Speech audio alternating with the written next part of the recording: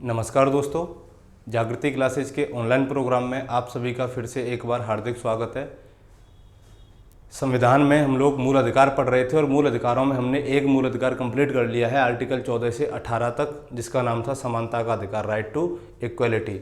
आज का जो लेक्चर है वो रहेगा स्वतंत्रता के अधिकार से संबंधित, और स्वतंत्रता के अधिकार का जो उल्लेख है वो कौन कौन से आर्टिकल्स में किया गया है, अनुच्छेद 19 से 22 में किया गया है। और हम इसके प्रत्येक आर्टिकल को बहुत अच्छे तरीके से एक बार देख लेते हैं कि हर आर्टिकल की अपनी क्या भाषा है। तो देखिए, पहला आर्टिकल है इसमें अपना अनुच्छेद 19, और अनुच्छेद 19 में क्या दे रखा है, विचार एवं अभिव्यक्ति की स्वतंत्रता, अर्थात वाक एवं अभिव्यक्ति की स्वतंत्रता किसके अंतर्गत है आपकी, अनुच्छेद 19 के।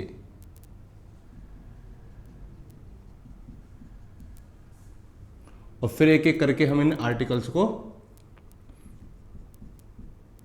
अच्छे तरीके से समझेंगे। दूसरा है आपका अनुच्छेद 20। जो आर्टिकल 20 है इसमें अपराधों के लिए दोष सिद्धि के संबंध में संरक्षण की बात की गई है। अपराधों के लिए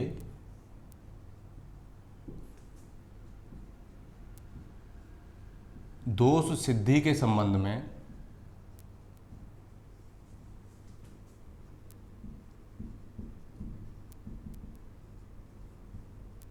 संरक्षण। अभी एक एक करके डिफाइन करेंगे प्रत्येक आर्टिकल को। अनुच्छेद 21, और अनुच्छेद 21 में आपका क्या दे रखा है कि जो आर्टिकल 21 है ये प्रत्येक व्यक्ति को प्राण एवं दैहिक स्वतंत्रता की बात करता है। किसकी बात करता है, प्राण एवं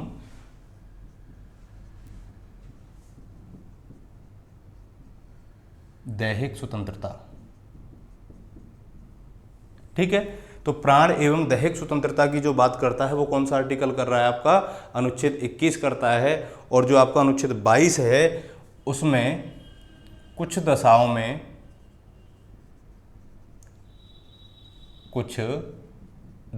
में इसमें दो वर्ड दे रखे हैं आपके, गिरफ्तारी और निरोध से संरक्षण। किससे, गिरफ्तारी और निरोध से संरक्षण। तो ये आपके चार आर्टिकल हैं जो किससे संबंधित हैं, स्वतंत्रता के अधिकार से संबंधित है। और इसमें सबसे पहला जो आर्टिकल है आपका वो कौन सा है, अनुच्छेद 19। और अनुच्छेद 19 अपने आप में इतना व्यापक है, अगर हम इसको बहुत अच्छे तरीके से डिफाइन करते हैं तो इसी के अंतर्गत क्या दे रखी है आपकी, 6 स्वतंत्रताओं का वर्णन किया गया है। जब मूल संविधान की अगर हम बात करें कि मूल संविधान में अनुच्छेद 19 में कितनी स्वतंत्रताओं का वर्णन किया गया था, तब इसमें 7 स्वतंत्रताएं थीं। लेकिन बाद में 44वें संविधान संशोधन 1978 के द्वारा इसमें से संपत्ति की अधिकार की जो स्वतंत्रता दे रखी थी, जो निहित थी इसके अंतर्गत, उसको क्या कर दिया गया, समाप्त कर दिया गया। तो सबसे पहला आर्टिकल अपना 19 है, और देख लेते हैं कि अनुच्छेद 19 में किन किन बातों पर फोकस किया गया है, कौन कौन सी स्वतंत्रताएं इसके अंतर्गत निहित हैं। देखिए, इसकी भाषा क्या है, वाक एवं अभिव्यक्ति। वाक का मतलब होता है विचार, और अभिव्यक्ति का मतलब होता है उसे अभिव्यक्त करना, कि अपनी बात को हम किस तरीके से अभिव्यक्त कर सकते हैं।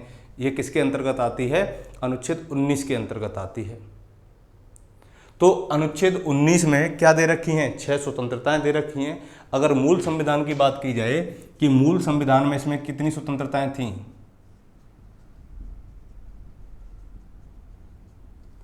7 स्वतंत्रताओं का वर्णन किया गया था। ठीक है, और वर्तमान में कितनी है,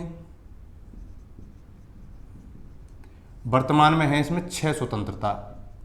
अर्थात क्या किया गया, एक स्वतंत्रता ऐसी होगी या एक इसके अंतर्गत अधिकार ऐसा होगा जिसको किसी न किसी संविधान संशोधन के माध्यम से निरसित किया गया होगा या हटाया गया होगा। और संविधान संशोधन करने की जो शक्ति है वो किसकी है, संसद की शक्ति है। और अनुच्छेद 13 में हम लोग ये बहुत अच्छे तरीके से समझ चुके थे कि कई केसेज आए उसमें, और संसद को संविधान संशोधन करने का अधिकार किसके अंतर्गत है, 368 के अंतर्गत है आर्टिकल।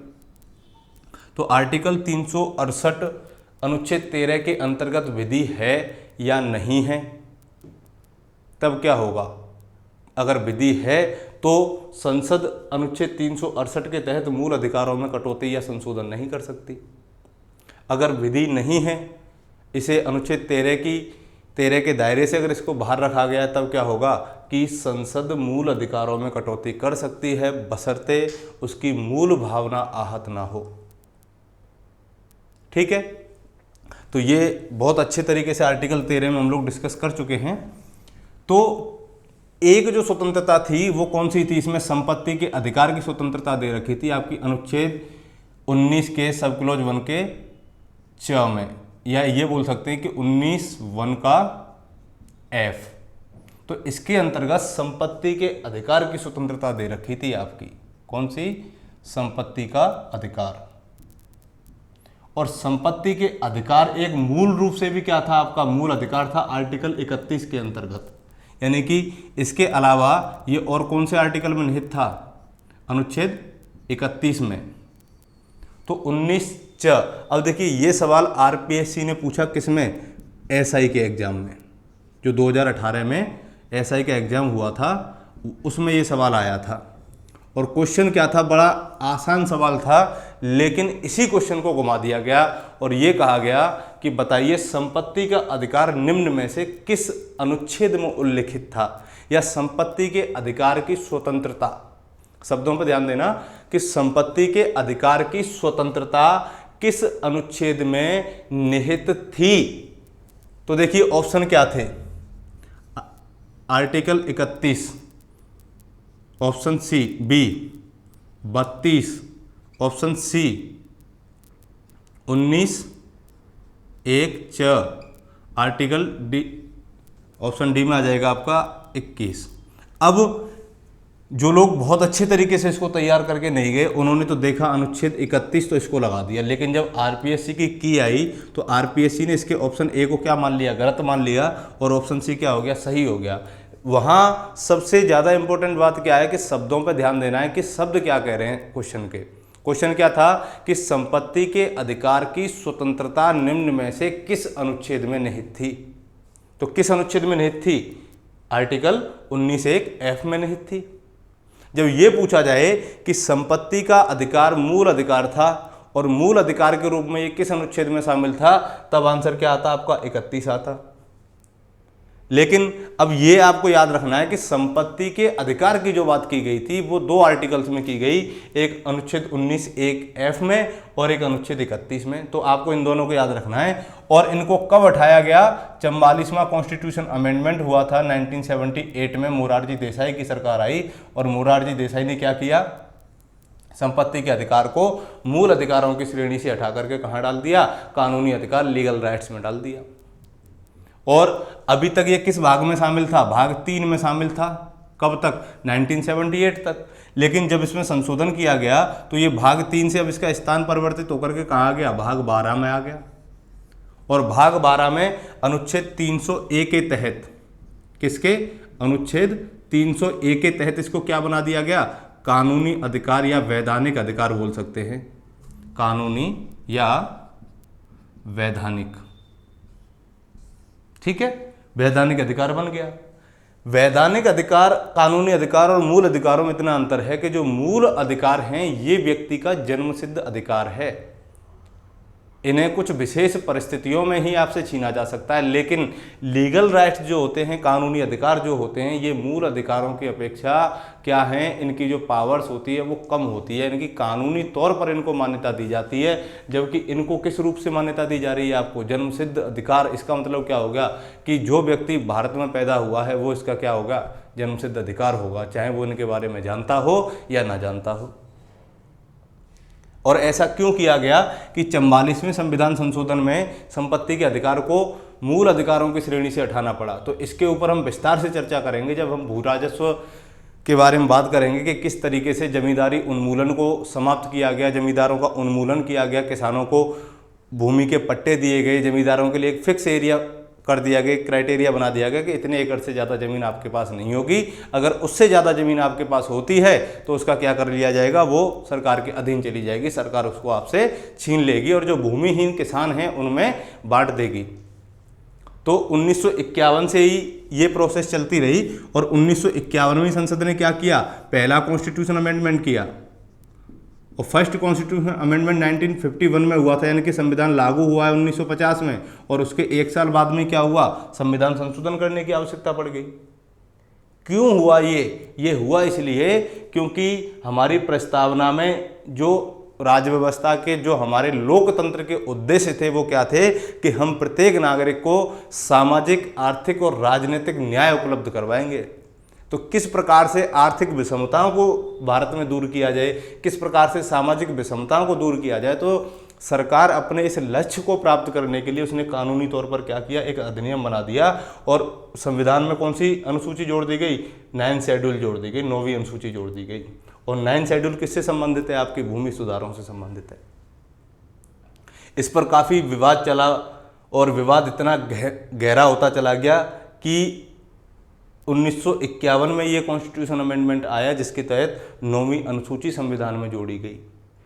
उसके बाद में 3-4 केस आए, जैसे आपने अगर आर्टिकल 13 को विस्तार से पढ़ा है कि अनुच्छेद 13 के अंतर्गत एक केस आया था आपका, सबसे पहला शंकरी प्रसाद केस, ठीक है। उसके बाद में सज्जन सिंह मामला आया राजस्थान का, फिर पंजाब के 2 भाई थे गोलखनाथ, उनका मामला आया, और सबसे अंत में जो संविधान के इतिहास का सबसे बड़ा मामला है वो कौन सा है आपका, केशवानंद भारती मामला, जो 1973 में आया था। और इसी 1973 के मामले में क्या हुआ कि ऐतिहासिक निर्णय सुनाया गया कि 9th शेड्यूल में जो चीज़ें दे रखी हैं, या सरकार अगर क्या करती है, किसी भी व्यक्ति की संपत्ति को छीनती है, या 9th शेड्यूल में जो बातें बताई गई हैं इनको क्या करेगी, 1973 से पहले के जो कानून बनाए हैं सरकार ने इस मामले में, यानी कि जिस दिन 24 अप्रैल को ये केस आया था, 24 अप्रैल 1973, तो 24 अप्रैल 1973 से पहले जितने भी कानून भूमि सुधारों से संबंधित बनाए गए हैं उनका सुप्रीम कोर्ट क्या नहीं कर सकता, जुडिशियल रिव्यू नहीं कर सकता। और इसके बाद में अगर भूमि सुधारों से संबंधित कोई कानून बनाया जाता है, सरकार ऐसा कुछ करती है, तो उसका जुडिशियल रिव्यू सुप्रीम कोर्ट कर सकता है।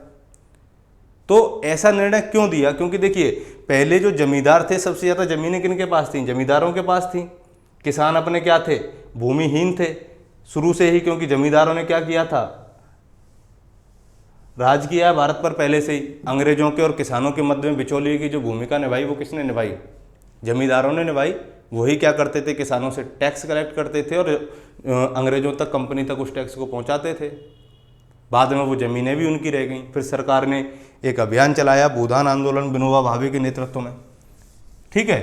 तो इसीलिए फिर 1978 में अब इसको क्या किया गया, जैसे जब मामले ज़्यादा बढ़ते चले गए, सरकार को चुनौती मिलने लगी बार बार सुप्रीम कोर्ट में, तब मोरारजी देसाई ने क्या किया, 1978 में आकर के एक अगला कॉन्स्टिट्यूशन अमेंडमेंट कर दिया, 44वां कॉन्स्टिट्यूशन अमेंडमेंट 1978 में।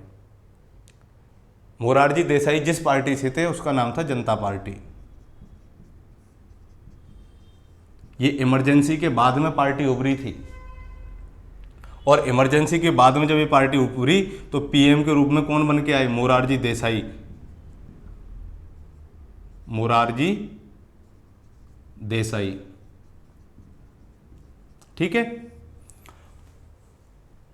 कांग्रेस की हार हुई और 42वें कॉन्स्टिट्यूशन अमेंडमेंट के द्वारा जो संविधान में प्रावधान किए गए थे उनको, कुछ प्रावधानों को 44वें संविधान संशोधन के माध्यम से क्या कर दिया गया, पलट दिया गया।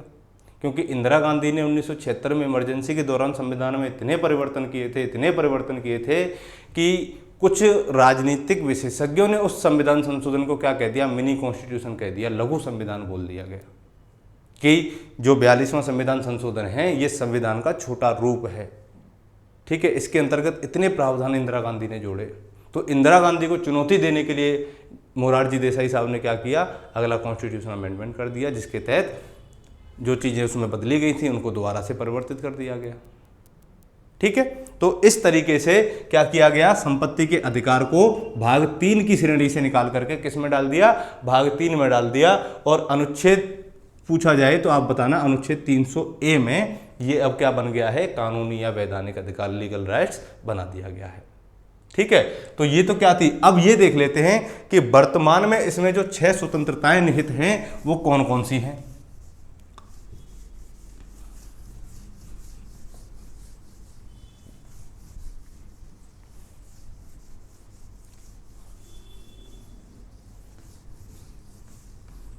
तो देखो पहला आर्टिकल है, हम इसके सब क्लॉज की बात करते हैं। इसका सब क्लॉज के टोटल जो आर्टिकल्स हैं, यानी कि अनुच्छेद 19 को अगर उप आर्टिकल्स में बांटा जाए, उप अनुच्छेदों में बांटा जाए, तब इसके टोटल कितने हैं? 19(1) से लेकर के 19(6) तक हैं। लेकिन इसमें जो इसका जो मूल भाव निहित है वो किस में है? अनुच्छेद 19(1) में निहित है। और अनुच्छेद 19(2) से लेकर के अनुच्छेद 19(6) तक के जितने भी सब क्लॉज इस आर्टिकल के हैं, वो अनुच्छेद 19 पर क्या लगाते हैं? युक्ति युक्त निर्बंधन, रीजनेबल रेस्ट्रिक्शंस लगाते हैं। वो कहता है कि कुछ विशेष परिस्थितियों में क्या कर सकती है सरकार? इन अधिकारों को सीमित या समाप्त कर सकती है। ठीक है, तो देखिए अनुच्छेद 19(1) और इसका सब क्लॉज है ए, यानी कि क। इसमें क्या दे रखा है? इसमें भाषण एवं अभिव्यक्ति की स्वतंत्रता निहित है। क्या निहित है? भाषण एवं अभिव्यक्ति की स्वतंत्रता। ठीक है, इसके बाद में जो अपना अगला आर्टिकल है अनुच्छेद 21, 19(1) ख या बी। अब देखो इसको बाद में डिस्कस करते हैं, पहले इसी में देख लेते हैं। अनुच्छेद 19(1) के क में देखिए इसमें क्या दे रखा है कि कोई भी व्यक्ति कैसा भी भाषण दे सकता है, अपने विचारों को व्यक्त कर सकता है, और विचारों को व्यक्त करने का जो माध्यम होगा वो मौखिक हो सकता है, लिखित हो सकता है, वो किसके माध्यम से? समाचार पत्रों के माध्यम से भी अपने विचारों को लोगों तक पहुंचा सकता है। तो अभिव्यक्त करने के तरीके कुछ भी हो सकते हैं।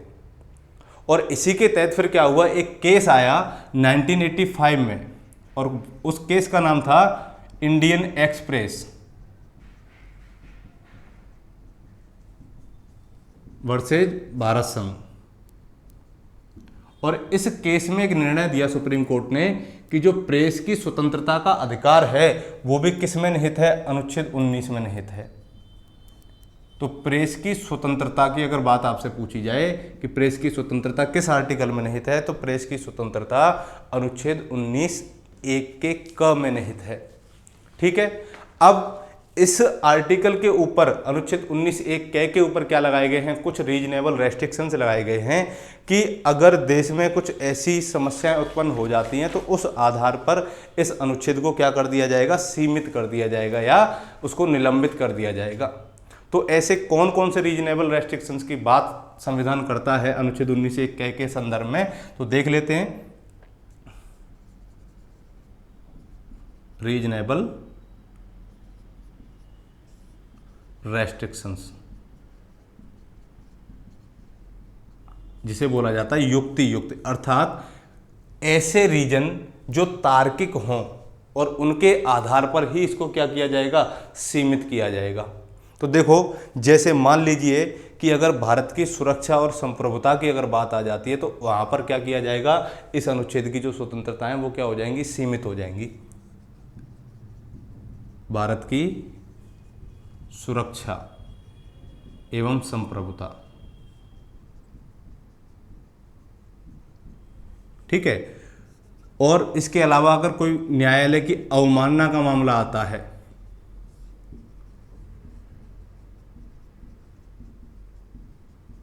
तो वहां पर भी ये क्या हो जाएगी? सीमित हो जाएगी। कोई व्यक्ति मानहानि का मामला दर्ज करता है तो वहां भी ये क्या हो जाएगी? सीमित हो जाएगी। ठीक है, अगर किसी के भाषण से लोक व्यवस्था खतरे में पड़ती है तो वहाँ ये आर्टिकल क्या हो जाएगा? समाप्त हो जाएगा, सीमित हो जाएगा। अगर विदेशी राज्यों के साथ में भारत के मैत्रीपूर्ण संबंध हैं, दोस्ती के संबंध हैं, मधुर संबंध हैं, और किसी व्यक्ति की वजह से या हो सकता है कि किसी संस्था की वजह से, उसके भाषणों की वजह से, उसकी इस प्रेस की जो स्वतंत्रता है उसके कारण, मीडिया के कारण अगर उन देशों की मैत्रीपूर्ण संबंधों में अगर कोई तनाव उत्पन्न हो रहा है तो उसके आधार पर भी ये आर्टिकल क्या कर दिया जाएगा? समाप्त कर दिया जाएगा। विदेशी राज्यों के साथ मैत्रीपूर्ण संबंध। ठीक है, और इसके अलावा शिष्टाचार के लिए मान लीजिए कोई व्यक्ति गालियां दे रहा है न्यूज़ पर जाकर के, तो इस तरीके के जो भाषण हैं वो नहीं चलेंगे, और सदाचार के दायरे में रहते हुए भी इसको क्या किया जा सकता है, समाप्त किया जा सकता है। और कोई व्यक्ति अपराध उद्दीपन को रोकने के लिए, यानी कि भड़काऊ भाषण देने के लिए, अगर ऐसा लग रहा है कि किसी व्यक्ति की इस स्वतंत्रता के कारण क्या हो सकता है, अपराध को बढ़ावा मिल सकता है, तो ऐसी चीज़ों को रोकने के लिए क्या किया जाएगा, इस आर्टिकल में जो स्वतंत्रताएं निहित हैं उनको समाप्त कर दिया जाएगा, सीमित कर दिया जाएगा, जिसे बोला जाता है रीजनेबल रेस्ट्रिक्शंस। और ये जो रीजनेबल रेस्ट्रिक्शंस हैं ये किस आर्टिकल के तहत दे रखी हैं, ये दे रखी हैं आपकी अनुच्छेद 19(2) के अंतर्गत। ठीक है, तो अनुच्छेद 19(1) पर जो रेस्ट्रिक्शंस लगा है वो किस आधार पर लगाया गया है, अनुच्छेद 19(2) में जो बातें निहित हैं, और इसमें क्या क्या बातें निहित हैं ये आपने देख ही लिया कि अगर भारत की सुरक्षा और संप्रभुता की बात हो वहां पर इस आर्टिकल को समाप्त कर दिया जाएगा। जैसे इसका एक एग्जांपल ले लेते हैं कि देखो अनुच्छेद 352, और अनुच्छेद 352 क्या करता है, नेशनल इमरजेंसी की घोषणा करता है, राष्ट्रीय आपातकाल की घोषणा करता है। तो अनुच्छेद 352 में जो आपातकाल की बात की गई है वो 3 आधारों पर की गई है। एक तो युद्ध, बाह्य आक्रमण और सशस्त्र विद्रोह।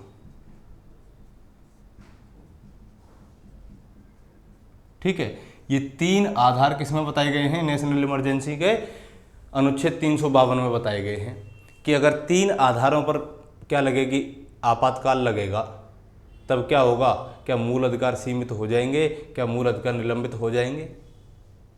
तो देखो जब अनुच्छेद 352 लागू होता है तो इसके साथ में हमारा एक और अनुच्छेद लागू हो जाता है, अनुच्छेद 358।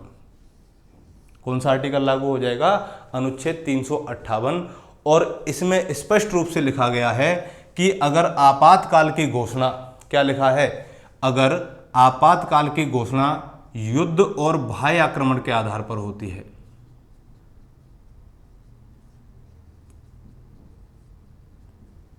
किस आधार पर, युद्ध और बाह्य आक्रमण के आधार पर होती है, तो अनुच्छेद 19 का स्वतः ही निलंबन हो जाएगा। बात समझ में आ रही है यहां तक। क्या कहता है अनुच्छेद 358, जैसे ये अनुच्छेद 352 एक ऐसी बटन है कि अगर इसको एक्टिवेट कर दिया गया तो ये वाला जो प्रोग्राम है ये क्या हो जाएगा, ऑटोमेटिकली ही लागू हो जाएगा। बात समझ में आ रही है यहां तक कि 352 के तहत, लेकिन शर्त इसमें दे रखी है कि ऐसा नहीं है कि जो 3 आधार इसके अंतर्गत बताए गए उन 3 आधारों पर ही नेशनल इमरजेंसी लगेगी और उसके आधार पर अनुच्छेद 19 का निलंबन हो जाएगा।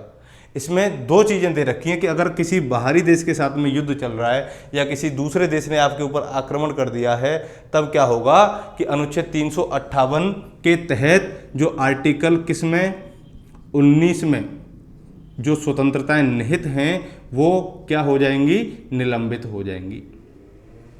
बात समझ में आ रही है यहां तक।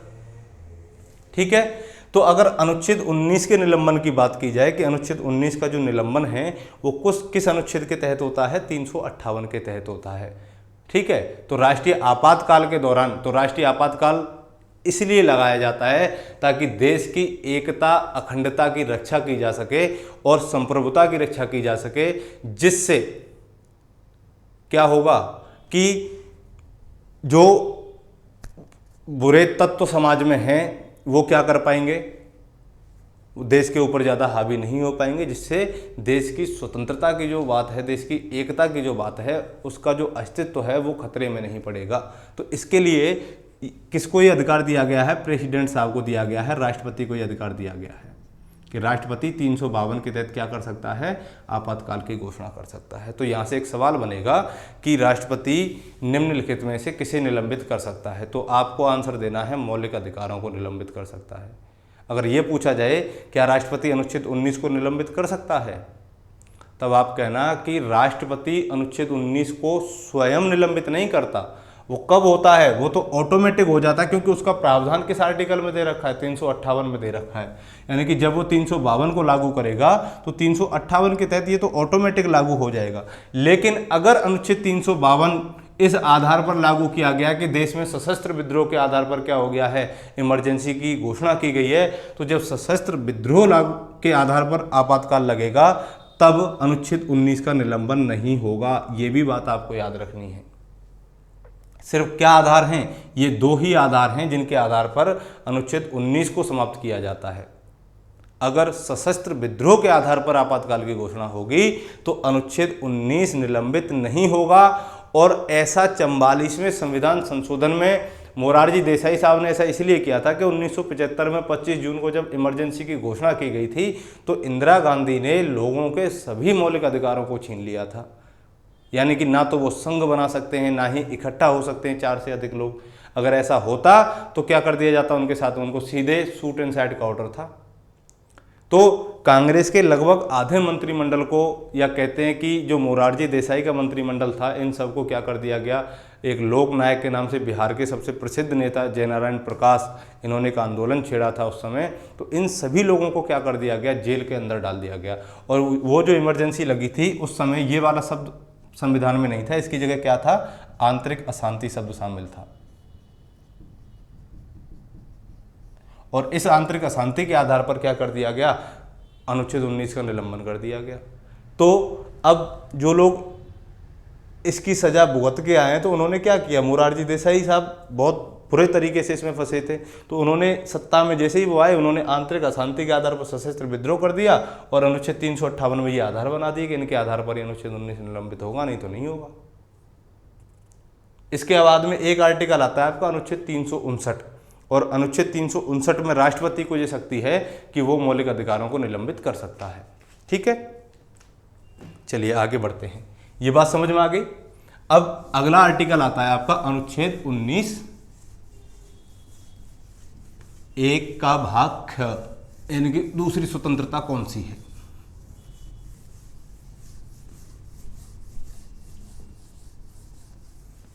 देखिए, अनुच्छेद 19 1 ख या बी, इसमें क्या दे रखा है?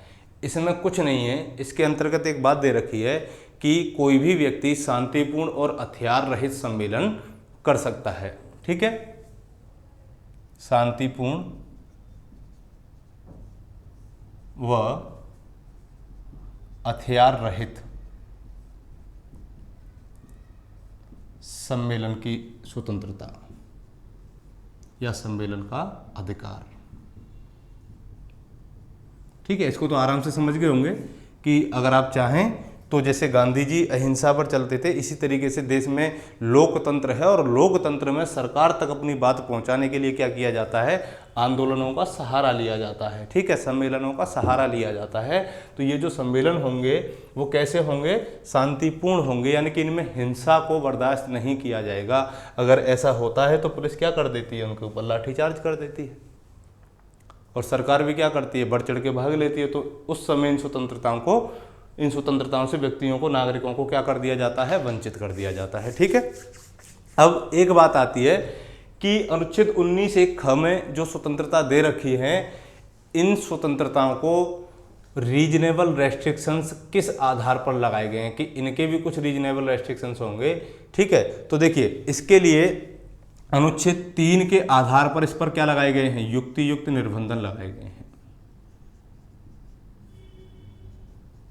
कि ये कौन कौन सी कंडीशंस में ये अधिकार आपका छिनेगा, और इस पर युक्ति युक्त निर्बंधन लगाए गए हैं अनुच्छेद 19 के सब क्लॉज 3 के तहत। और इसमें कुछ आधार बताए हैं कि जब भारत की संप्रभुता और अखंडता खतरे में होगी तब ये समाप्त हो जाएगा।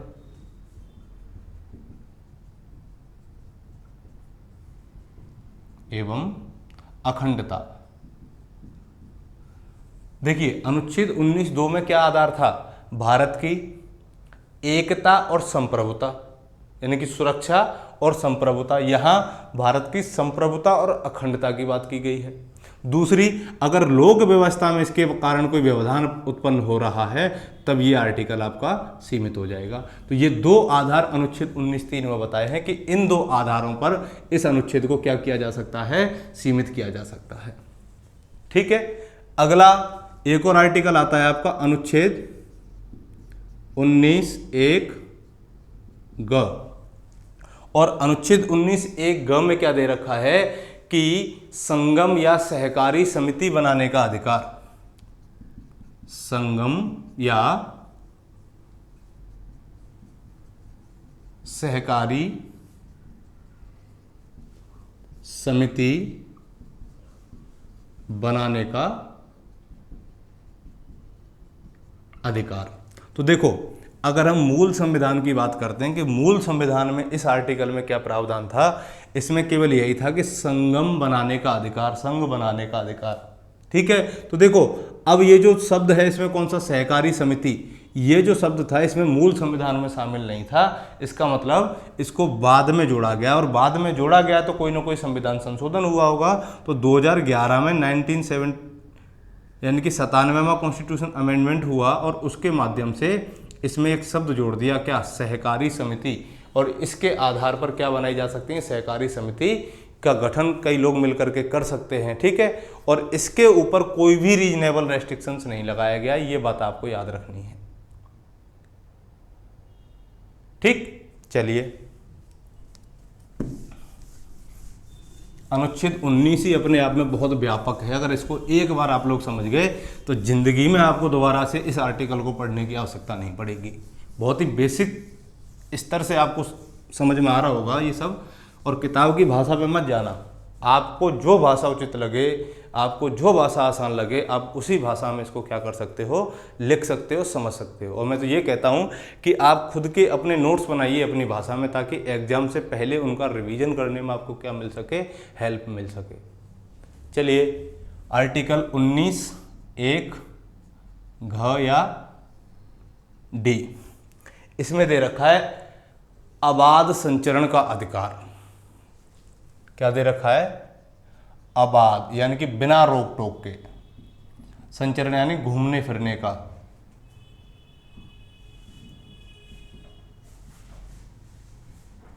ठीक है, तो देखिए इसमें अबाध शब्द है, यानी कि बिना बाधा के आप क्या कर सकते हो, भारत में घूम सकते हो कहीं भी, किसी भी क्षेत्र में। लेकिन इसके लिए क्या कर दिया गया, कुछ रेस्ट्रिक्शंस इसके ऊपर भी लगाए गए। और इसके ऊपर जो रेस्ट्रिक्शंस लगाए गए हैं वो किस आधार पर लगे हैं, ये भी देख लेते हैं। ठीक है, तो एक और आर्टिकल है दूसरा, उसको भी एक साथ लेकर के चलते हैं। अनुच्छेद 21 एक ण या ई, इसमें दे रखा है कि भारत के किसी भाग में बसने व निवास करने का अधिकार। भारत के किसी भाग में बसने व निवास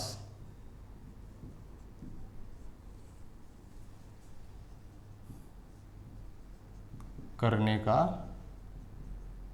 अधिकार। तो देखो, ये तो था अबाध संचरण।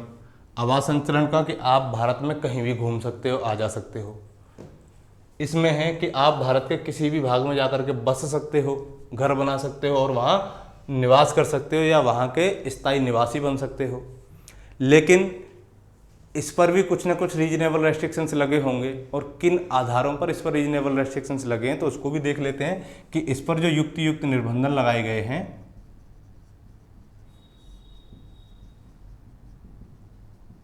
इसको थोड़ा सा गौर से समझना। देखो, पहला रीजनेबल रेस्ट्रिक्शंस लगाया, और ये भी देख लीजिए ये जो रीजनेबल रेस्ट्रिक्शंस लगे हैं दोनों पर, कौन कौन से, अनुच्छेद 19 एक डी और अनुच्छेद 19 एक ई। इस पर एक आर्टिकल है आपका अनुच्छेद 19(5), और अनुच्छेद 19(5) में इन दोनों आर्टिकल्स पर क्या लगाए गए हैं, युक्त निर्बंधन लगाए गए हैं। और इसमें क्या दे रखा है कि सामान्य जनता के हित में इसको क्या कर दिया जाएगा, समाप्त कर दिया जाएगा। और अनुसूचित जनजातियों के हितों के संरक्षण के लिए भी इसको क्या किया जा सकता है, समाप्त किया जा सकता है। अब एग्जाम्पल के तौर पर समझेंगे।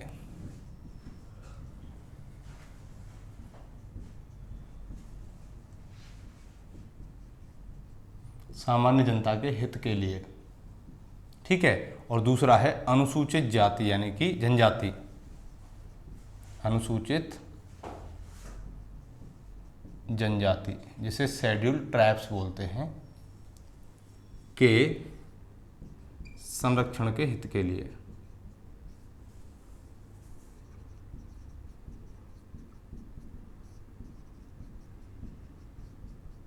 ठीक है, देखो अगर आप कहीं घूमने जा रहे हैं और उससे अगर एसटीज पर या सामान्य लोगों पर कोई प्रभाव पड़ता है जिसका परिणाम दुष्कर हो सकता है, तो ऐसे आधारों पर क्या किया जा सकता है, आपकी ऐसी स्वतंत्रताएं छीन ली जाएंगी और आपको इनसे वंचित कर दिया जाएगा। तो ज़्यादातर अनुसूचित जनजातियां भारत में कहाँ रहती हैं, वनों में रहती हैं, जंगलों में रहती हैं, और आप कहो नहीं मैं तो जंगल में ही रहूँगा उनके साथ जाके, और वो आपके साथ कंफर्टेबल नहीं है या आपने उनके कुछ अधिकारों को छीन लिया, सीमित कर दिया है।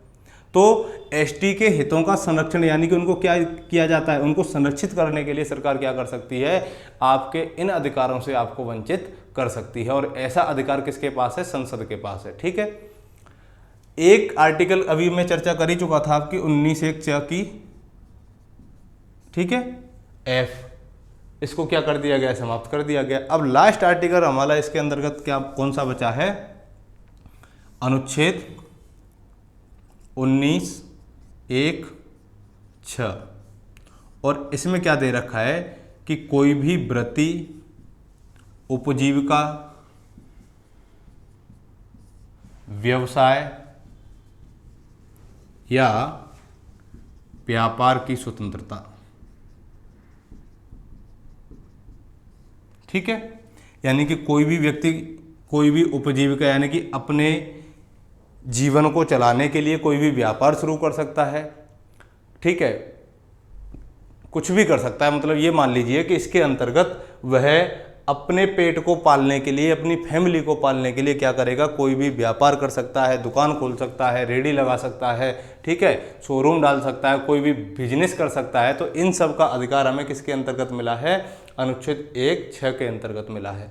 ठीक है, अब देखो जो अनुच्छेद 19(1) था, इसके अंतर्गत जो निवास और बसने का जो अधिकार था ना, ये कहाँ लागू नहीं होता था, ये जम्मू कश्मीर में लागू नहीं होता था, हिमाचल प्रदेश में लागू नहीं होता था, क्योंकि ये जो क्षेत्र हैं इनको संविधान में कुछ विशेष प्रावधान किए गए हैं इनके लिए, और इनके अंतर्गत क्या किया गया कि जम्मू कश्मीर में कोई व्यक्ति बस तो सकता है लेकिन वहाँ का स्थायी निवासी नहीं बन सकता, और इसके कुछ रीजन भी बताए थे अनुच्छेद 370 के अंतर्गत कि क्यों नहीं बच सकता है।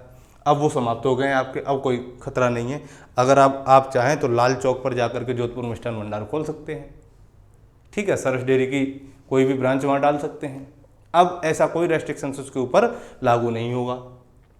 लेकिन अब ये जो व्यापार करने का, व्यवसाय करने का जो अधिकार अनुच्छेद 19(1)(g) के अंतर्गत आपको मिला है, इस पर भी कुछ युक्त निर्बंधन लगाए गए हैं, और वो युक्त निर्बंधन किस आर्टिकल के तहत लगे हैं, ये लगाए गए हैं आपके ऊपर अनुच्छेद 19(1)(6) के अंतर्गत।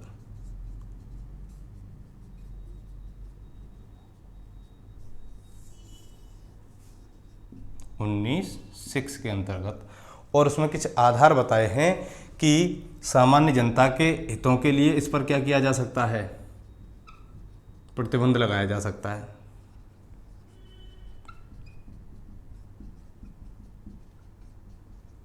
दूसरा है कि अगर व्यापार के लिए सरकार कुछ टेक्निकल एलिजिबिलिटी फिक्स करती है, तो उन टेक्निकल एलिजिबिलिटी के आधार पर भी इनको क्या किया जा सकता है,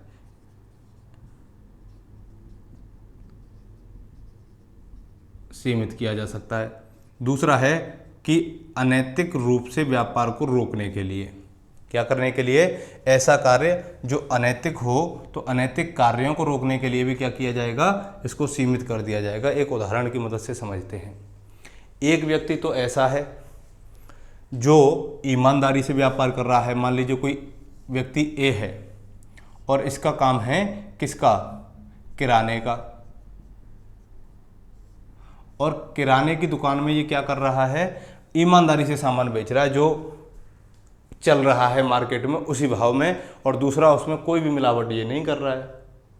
लेकिन दूसरा व्यक्ति है बी, उसका भी किराने का काम है, और इसने क्या कर दिया, तेल में मिलावट करना शुरू कर दिया, घी में मिलावट करना शुरू कर दिया, और ये कह रहा है नहीं व्यापार करना तो मेरा अधिकार है। तो सरकार क्या करती है, सामान्य जनता के हितों के लिए कि जनता इससे दुष्प्रभावित ना हो, तो ऐसे व्यक्ति के ऐसे व्यापार को सीमित कर सकती है, छीन सकती है। ऐसा कार्य जो अनैतिक हो, अनैतिक में क्या आ जाएगा कि एक व्यक्ति ऐसा है कि नहीं मैं तो चरस गांजा बेच के ही मानूंगा, अफीम बेच के ही मानूंगा, तो ऐसे लोग अधिकार तो है उनको व्यापार करने का, लेकिन ऐसे कार्य करने से उनको राज्य रोकता है जो बाकी के लोगों के लिए क्या हो, अनैतिक हो। ये था आपका आर्टिकल 19, और आर्टिकल 19 में आपने इन सारी चीज़ों को देख लिया। अब एक अनुच्छेद बचा है हमारा आर्टिकल 20 इसके अंतर्गत। उसके बाद में इस लेक्चर को यहीं समाप्त करेंगे और फिर नेक्स्ट लेक्चर में बात करेंगे किसकी, अनुच्छेद 21 और 22 की।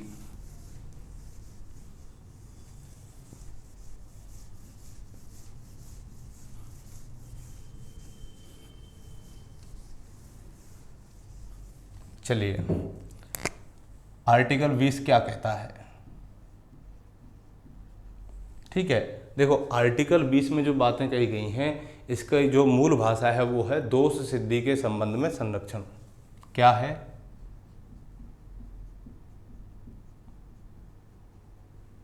दोष सिद्धि के संबंध में संरक्षण। तो देखो इसमें क्या क्या दे रखे हैं, इसके 3 सब पार्ट हैं।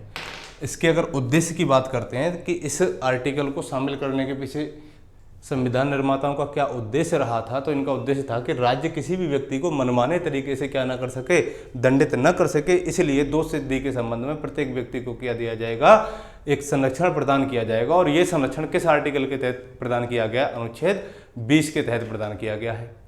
तो अगर हम इसके सब क्लॉजों की बात करते हैं कि इसका एक सब क्लॉज है 20(1), और आर्टिकल 20(1) में निहित है कि भूतलक्षी दांडिक विधियों से संरक्षण। कैसी, भूतलक्षी दांडिक विधियों से संरक्षण।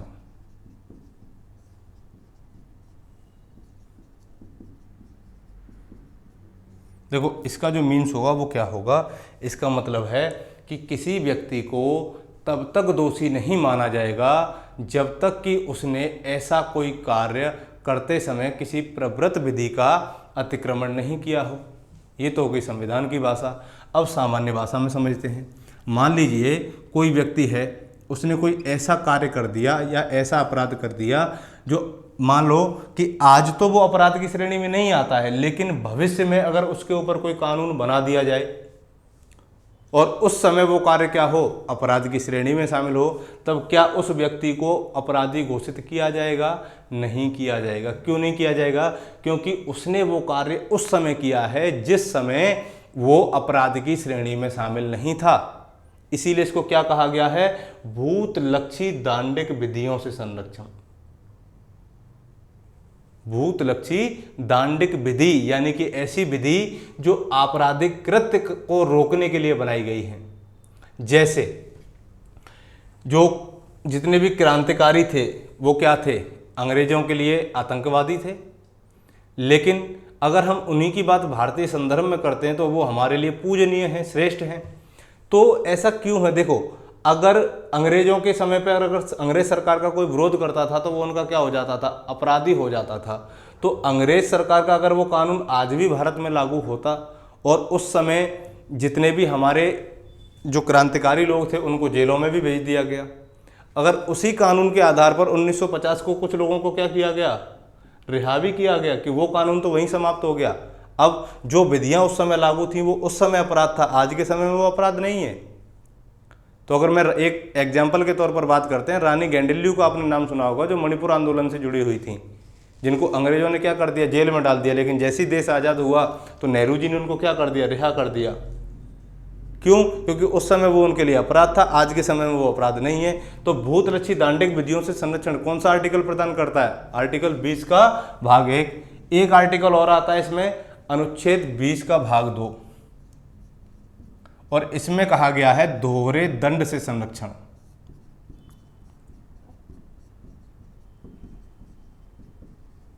और दोहरे दंड से संरक्षण कैसा है? इसकी बात है कि किसी भी व्यक्ति को, किसको, किसी भी व्यक्ति को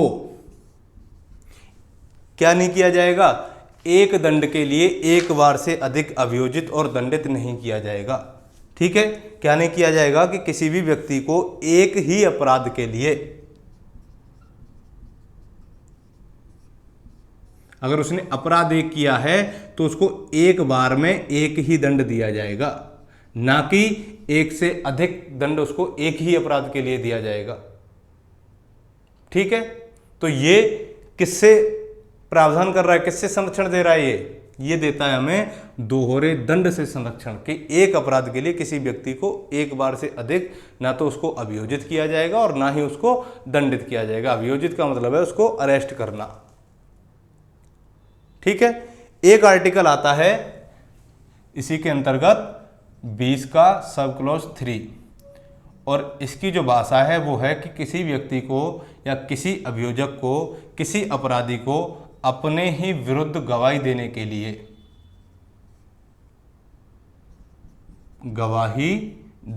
लिए बाध्य नहीं किया जाएगा।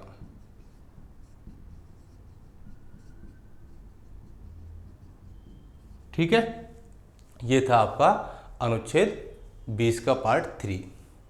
कई बार पुलिस क्या करती है, बहुत ज़्यादा मारती है, टॉर्चर करती है, और व्यक्ति को क्या कर लेती है, मना लेती है, और वो मान भी जाता है मार के डर की वजह से, और कोर्ट में अपने खिलाफ ही गवाही दे देता है। तो ऐसे मामलों से बचने के लिए, ऐसे मामलों में संरक्षण देने के लिए क्या किया गया कि कोई भी व्यक्ति को अपने ही विरुद्ध गवाही देने के लिए कोई भी बाध्य नहीं कर सकता, और ये संरक्षण हमें मिलता है अनुच्छेद 20 के सब क्लॉज 3 से। अब देखो, एक केस आया था इसी के अंतर्गत, जिसे बोलते हैं हम 1900, ये आया था आपका 2010 में, सेल्वी बनाम कर्नाटक राज्य।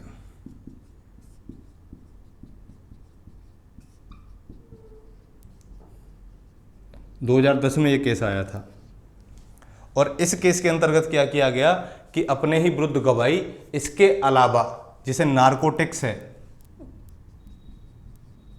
कि किसी व्यक्ति को नशे की दवाई देके उससे सच उगलवाना। ठीक है, पॉलीग्राफी टेस्ट होता है, क्या, पॉलीग्राफी। दूसरा है आपका ब्रेन टेस्ट, परीक्षण टेस्टिंग, ब्रेन प्रिंटिंग परीक्षण।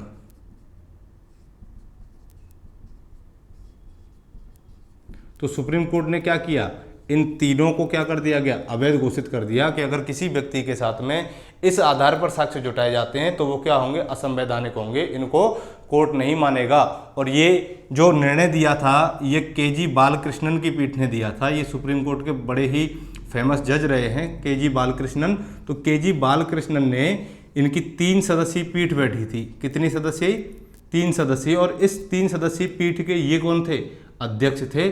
और इनकी पीठ ने क्या निर्णय दिया कि अगर किसी इन तीनों में से किसी आधार पर कोर्ट के सामने कोई सबूत पेश किया जाता है तो उस सबूत को वैधानिक मान्यता प्रदान नहीं की जाएगी, वो वैध नहीं माना जाएगा। इसीलिए इनकी पीठ ने क्या कर दिया, इसे असंवैधानिक घोषित कर दिया या अवैध घोषित कर दिया। लेकिन एक बात, 2002 में एक केस और आया था, और 2002 में जो डीएनए परीक्षण है, और डीएनए परीक्षण के आधार पर कोई साक्ष्य पेश किया जा रहा है तो वो क्या माना जाएगा, वैध माना जाएगा। ये 2002 में मामला आया था। तो ये था आपका आर्टिकल 20 और 19। ठीक है, इसके बाद में आर्टिकल 21 और 22 की हम अगले वीडियो में चर्चा करेंगे। तब तक के लिए आप मस्त रहिए, व्यस्त रहिए। थैंक यू, धन्यवाद।